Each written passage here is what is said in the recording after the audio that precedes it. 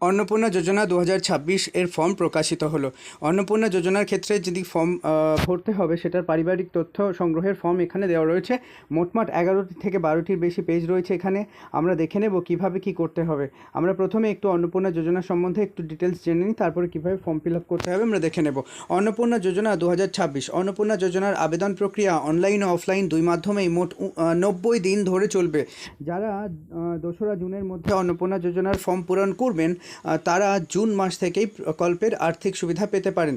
যদি কেউ 2রা জুনের পরে আবেদন করেন, তাহলে তিনি পরবর্তী মাসগুলো থেকে অন্নপূর্ণা যোজনার টাকা পাবেন। ততদিন পর্যন্ত বর্তমান লক্ষ্মীর ভাণ্ডার প্রকল্পের অর্থ আগের মতোই চালু থাকবে, এমনটাই জানতে পারা যাচ্ছে এখান থেকে। অন্নপূর্ণা যোজনা 2026-এর ফর্ম পূরণের ক্ষেত্রে সাধারণ মানুষকে সহায়তা করার জন্য নিচের কার্যালয়গুলি তাদের কর্মীদের নির্দেশ দিয়েছে।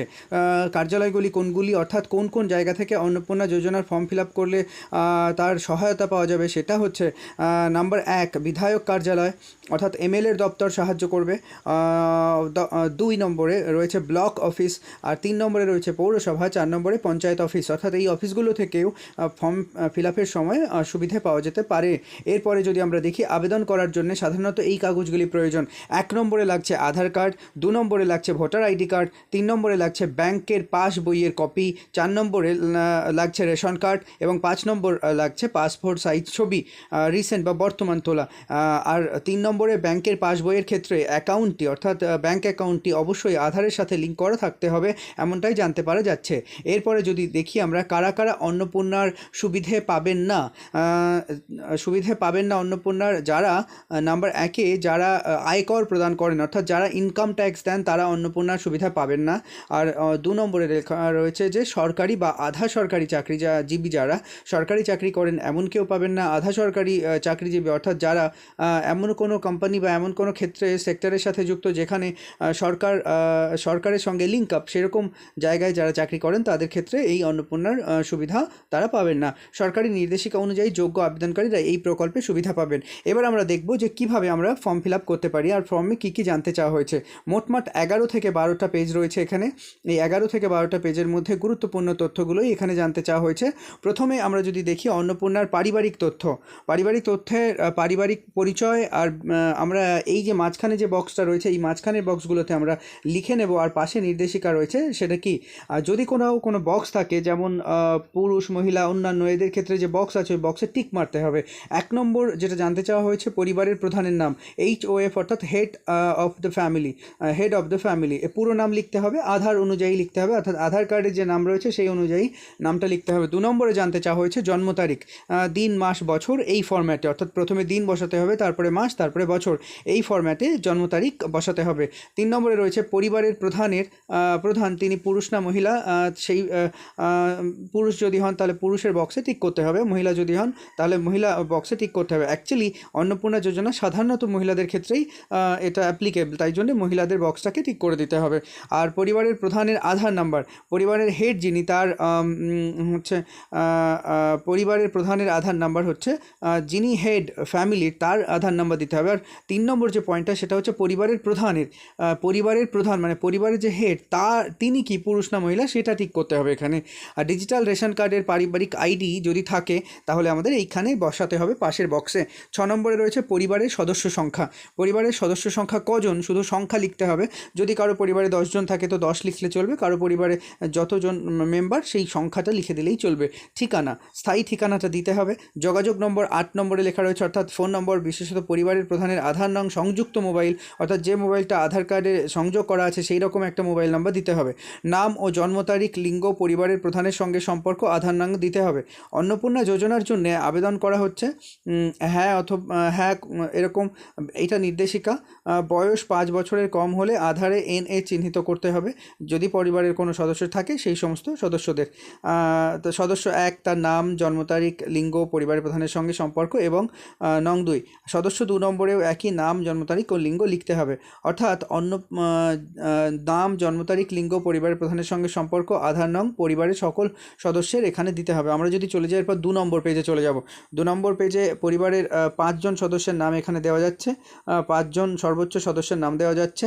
এরপরে যদি আমরা দেখি 10 নম্বর পয়েন্টে কী বলেছে, পরিবারের প্রধান এবং পরিবারের সকল প্রাপ্তবয়স্ক সদস্যের ব্যাংক অ্যাকাউন্টের নাম্বার, ব্যাংক অ্যাকাউন্ট সম্বন্ধে সমস্ত তথ্য দিতে হবে। ডিবিটি ক্রেডিটের জন্য আধার লিঙ্কযুক্ত ব্যাংক অ্যাকাউন্ট প্রদান করতে হবে। এখানে সর্বোচ্চ 5 জনের জন্য করা যাচ্ছে এখানে। অর্থাৎ পরিবারের যে কজন আছে তাদের যদি ব্যাংক অ্যাকাউন্ট থাকে সেই ব্যাংক অ্যাকাউন্টের ডিটেলস ওই ঘরগুলোতে পূরণ করে বসাতে হবে। এরপরে চলে যাব আমরা পরবর্তী পেজ 3 নম্বর পেজে।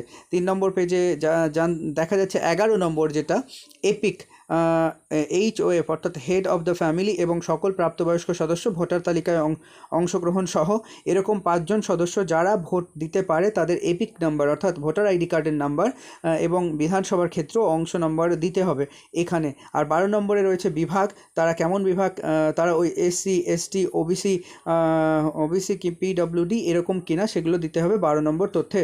অসংরক্ষিত অর্থাৎ UR আনরিজার্ভ যাকে বলে, আর অসংরক্ষিত আর্থিকভাবে দুর্বল, তপশিলি জাতি SC, তপশিলি উপজাতি ST, অন্যান্য অনগ্রসর শ্রেণী OBC বা আদার ব্যাকওয়ার্ড ক্লাসেস লেখা রয়েছে। বিশেষভাবে ঝুঁকিপূর্ণ জনজাতি গোষ্ঠী PVTG, এর মধ্যে যেটা হবেন সেটা সেই বক্সে টিক করলেই চলবে। আর তারপরে বলেছে এখানে রেশন কার্ড বা খাদ্য ভর্তুকি সঠিক হলে টিক দিন এখানে রয়েছে। আমরা পরের পেজে গিয়ে দেখি ব্যাপারটা কি। 4 নম্বর পেজে আপনার কি ডিজিটাল রেশন কার্ড আছে? যদি ডিজিটাল রেশন কার্ড থাকে তাহলে হ্যাঁ, আর না হ্যাঁ যদি হয় তবে রেশন কার্ডের ধরন উল্লেখ করতে হবে। AAY কার্ড নাকি PHH কার্ড, না SPHH কার্ড, নাকি RKSY1 কার্ড, নাকি RKSY2 কার্ড অথবা ভর্তুকিহীন কার্ড, এখানে টিক করতে হবে যে এরকমই কার্ড থাকুক। আর পরিবারটি রেশন দোকান থেকে মাসিক রেশন তুলেছে কিনা, মাসিক রেশন তুলেছে কিনা, যদি হ্যাঁ হয় তো হ্যাট বক্সে টিক, না হলে না বক্সে টিক। সম্পদ সম্বন্ধে সম্পূর্ণ তথ্য দিতে হবে। এখানে লেখা রয়েছে যে বাড়ির ধরন, আপনার বাড়িতে কি 3 বা তার বেশি পাকা ঘর রয়েছে, যদি হ্যাঁ হয় হ্যাঁ, না হলে না। পারিবারিক জমির মালিকানা 2 নম্বর পয়েন্টে, সম্পদের 2 নম্বর পয়েন্টের ক্ষেত্রে পারিবারিক জমির মালিকানা এখানে যেটা রয়েছে রেজিস্ট্রেশন নথি, মিউটেশনের কপি এবং ROR হালনাগাদ তারিখ সহ সর্বশেষ জমির রেকর্ড কপি এখানে যদি থাকে সেই অনুযায়ী আপনি এখানে লিখবেন। আর পরিবারের সকল সদস্যের মোট জমির পরিমাণ, অর্থাৎ পরিবারে যে কজন রয়েছে তাদের মোট সদস্যদের যতগুলি জমি রয়েছে সমস্তটাই এখানে দিতে হবে। যানবাহন, আপনি আপনার পরিবারের কোনো সদস্য কি অবাণিজ্যিক মোটর চালিত 4 চাকার গাড়ি আছে, যদি হ্যাঁ হয় হ্যাঁ, যদি না হয় না। গাড়ি, জিপ, ট্র্যাক্টর অন্তর্ভুক্ত করুন। হ্যাঁ যদি হ্যাঁ হয় তাহলে মডেল নাম্বারটাও লিখতে হবে। এখানে আমরা দেখতে পাবো যে গাড়ি রেজিস্ট্রেশন নাম্বার দরকার। হ্যাঁ যদি হয় তবে গাড়ির সংখ্যা উল্লেখ করতে হবে কতগুলি গাড়ি আছে। পরিবার ভিত্তিতে সদস্যের স্বাস্থ্য বীমা আছে কিনা, না হলে না বক্সে ঠিক, হ্যাঁ হলে কি লিখতে হবে, যদি হ্যাঁ হয় তবে সরকারি বা বেসরকারি বীমার অঙ্ক এবং প্রিমিয়ামের বিবরণ সহ উল্লেখ করুন। এই হেড অফ দ্য ফ্যামিলির সদস্য 1, সদস্য 2, সদস্য 3, সদস্য 4 সবার বীমার অঙ্ক এবং সরকারি না বেসরকারি সে সমস্ত তথ্য দিতে হবে এখানে। আমরা যদি দেখি 5 নম্বর যে পেজ রয়েছে, 5 নম্বর পেজ মানে অনেকটাই আর কি অনেকটাই করতে হচ্ছে। তার মধ্যে 5 নম্বর পেজে যদি যাই তাহলে আমরা দেখতে পাবো যে আয় বা পেশা 1 নম্বর পয়েন্ট বলছে কোনো সদস্য কি আয় বা পেশাগত কর প্রদান করেন, যদি হ্যাঁ হয় হ্যাঁ, না হলে না। পরিবারের সদস্যের প্যান কার্ড যদি থাকে তাহলে তাদের প্যান কার্ড নাম্বার, নাম উল্লেখ করতে হবে সমস্ত সদস্যদের, যে যতজনের আছে সবার। কর্মসংস্থানের ধরন, পরিবারের প্রধান সরকারি ক্ষেত্রে কাজ করে, বেসরকারি ক্ষেত্রে কাজ করে কিনা, আংশিক সময়ে কর্মরত কিনা, সমস্ত তথ্য, পরিযায়ী শ্রমিক কিনা, বেকার কিনা, সমস্ত কিছুই এখানে দিতে হবে। সবচেয়ে উপযুক্ত ঘরে টিক দিন, যদি প্রয়োজনীয় নথি স্বঘোষণা জমা দিন, এগুলো দিতে হবে। সদস্য 1, সদস্য 2 সমস্ত জনের। 5 নম্বর পেজে রয়েছে, আমরা এখন 6 নম্বর পেজে চলে যাই। তাহলে আগেরটা আমরা পেশা দেখে নিলাম। এখন বলেছে 4 নম্বর পয়েন্টে পরিবার শিক্ষিত প্রাপ্তবয়স্ক সদস্যের সংখ্যা এবং পরিবারে অশিক্ষিত প্রাপ্তবয়স্ক সদস্যের সংখ্যা দিতে হবে। শিক্ষিত কজন, অশিক্ষিত কজন, পরিবারের প্রধান, শিক্ষিত অশিক্ষিত, সর্বোচ্চ শিক্ষাগত যোগ্যতা কত, পরিবারের সকল শিক্ষিত প্রাপ্তবয়স্ক সদস্যদের সর্বোচ্চ শিক্ষাগত যোগ্যতা প্রদান করতে হবে। সদস্য 1 থেকে শুরু করে সর্বোচ্চ 5 জনের তো দেওয়া যাচ্ছে, সেই 5 জনেরই। 5 5 নম্বর পয়েন্টে বলেছে কোনো সদস্য কি কোনো সাংবিধানিক পদ, মন্ত্রী, সাংসদ, বিধায়ক, পৌর ও স্থানীয় সংস্থা এবং পঞ্চায়েত সংস্থার প্রধান, প্রাক্তন বা বর্তমান ধারক? হ্যাঁ অথবা না। যদি হ্যাঁ হয় হ্যাঁ, আর যদি না হয় না। প্রয়োজনীয় সকল নথি থাকলে জমা দিন অথবা স্বঘোষণা দিন।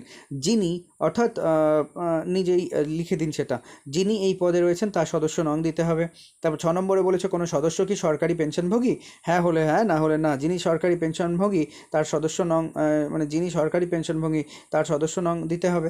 আর কোনো সদস্য কি জিএসটির অধীনে নিবন্ধিত রয়েছেন? হ্যাঁ অথবা না। হ্যাঁ যদি হয় তাহলে GSTIN দিতে হবে ওখানে লিখে। আর পরিবারের মোট বার্ষিক আয় কত সেটা অঙ্কে বা টাকায় লিখে দিতে হবে। আর পরবর্তী যে অন্যান্য পরিচয় নথি দিতে হবে।